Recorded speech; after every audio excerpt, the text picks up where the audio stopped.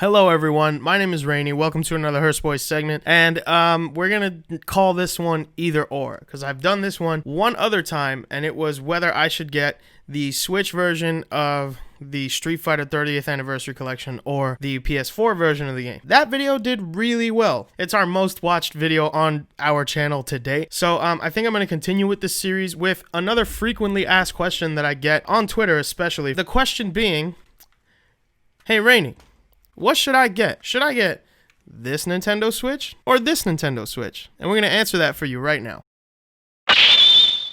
So upon looking at these two devices, you're going to notice a couple things, right? Number one, the Switch Lite is much smaller than the regular stock Nintendo Switch. Well, minus this case. Hold on, let me get this case off. This case is like $12 on Amazon. It's actually really fucking cool. I got the same color, and it's pretty close to the same yellow on the console, and it's got two slots in the back there for two Switch game cards.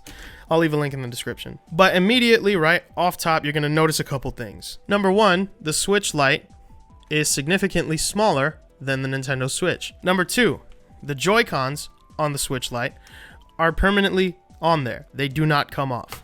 Whereas the Nintendo Switch Joy-Cons are interchangeable, and you can mix and match them, and they are totally removable. Number three, the Nintendo Switch Lite cannot dock to a television, meaning it is meant to be played completely in handheld mode forever. Whereas the Nintendo Switch can dock to a television, which makes the resolution from 720p to 1080 on a big screen. These are some of the face value differences that pretty much everybody knows about, right? Now let's start getting into a couple of the lesser known differences between the two. Surprisingly, a lot of people were under the assumption that these two devices were the same price. I know, listen, when you're into this kind of stuff, that seems obvious, but like for people that are trying to get into their first console ever, you know, trying to break back into video games and get back into it via Nintendo, a lot of people don't actually know that this is a whole $100 cheaper than this. The Nintendo Switch retails for $299.99. The Switch Lite retails for $199.99. Now, if you're from a low-income area like me,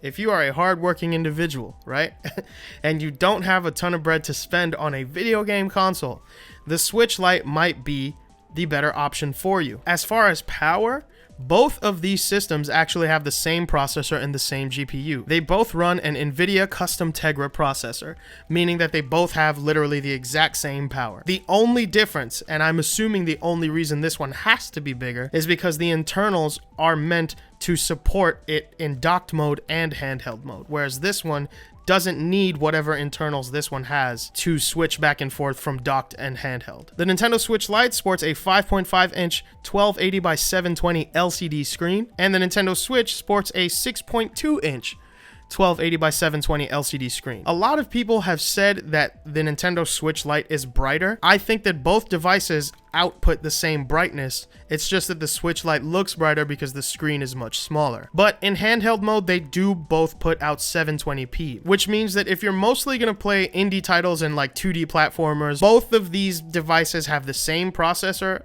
Both of these output the exact same resolution in handheld mode. If you're leaning more on the side of handheld single player gaming, it makes absolutely no sense to shell out the extra $100 for the Nintendo Switch full size. Now, as far as battery life, this is where things get a little confusing, and this is where even I had spread a little bit of misinformation on Twitter regarding this. So, the Nintendo Switch Lite has roughly 3 to 7 hours of battery life, depending on how taxing the software you are running is on its processor and GPU and how bright you have the screen at the time and things like that. The 2017 Switch, this only has 2.5 to 7 hours of battery life, whereas the Nintendo Switch Lite has between 3 and 7 hours of battery life. Now, I'm not sure if the 2017 Switch and the Switch Lite just have different batteries. I'm not sure if the Switch Lite just has a better quality battery. I don't even know what kind of battery it has. But the updated mid-2019 edition Switch that I do not own apparently has between 4.5 and 9 hours of battery life. So if your gaming sessions are super long and, you know, you would like to play for longer, then maybe the adult size big boy Switch is for you. Now, I'm not sure how much of a difference this makes for some people, but the weight of these devices varies quite a bit, actually. The Nintendo Switch Lite weighs roughly 10 ounces, and the Switch proper weighs like 14 or 15, if I'm not mistaken. Now, I know what you're thinking. It's a very minimal difference. What does the weight really matter? I spent roughly a year plus with each of these. This is the 2017 Switch. So I had this Switch for well over a year before the Nintendo Switch Lite was even a thing. And weight actually plays a pretty important role. I used to stick this in my little saddle bag that I had on my side, and it would honestly take up the entire bag, and I barely had room for like my phone, my keys, and my wallet. Now this, without a case on it, fits pretty comfortably in most small bags, if I'm being honest. If you do a lot of traveling, if you're a commuter and you live in the city and stuff like that, and you just want to pop this into your bag, then maybe the Switch Lite is probably the better option for you, since you're not going to be home enough to dock the thing anyway. It's much easier to carry and it's much lighter. As we said before, this one's obviously bigger, so it's going to be a little bit more cumbersome, and its smaller and slimmer profile kind of just make it a lot easier to carry anyway. Now, let's talk about games. People are under the assumption that both the Nintendo Switch and the Nintendo Switch Lite support all Nintendo Switch games. That is not the case. There are some games that the Nintendo Switch Lite will not support. However, I don't know of any that exist right now, except for maybe like 1-2 Switch. But even then, I think you can hook up other Joy-Cons via Bluetooth to this one and just kind of put this one on a stand on the table or something like that. The Nintendo Switch Lite supports games that support handheld mode, meaning literally like all games out right now. Like I can't think of a single title that is big boy Switch only. It cannot compute. So if you guys know of one, definitely leave it in the comments and let me know if you know of any games that are compatible with the big boy Switch that are not compatible on the Switch Lite, and I'll make it the top comment so that people who scroll down and see it know whether or not their games are supported on the console that they wish to purchase. Now, colors.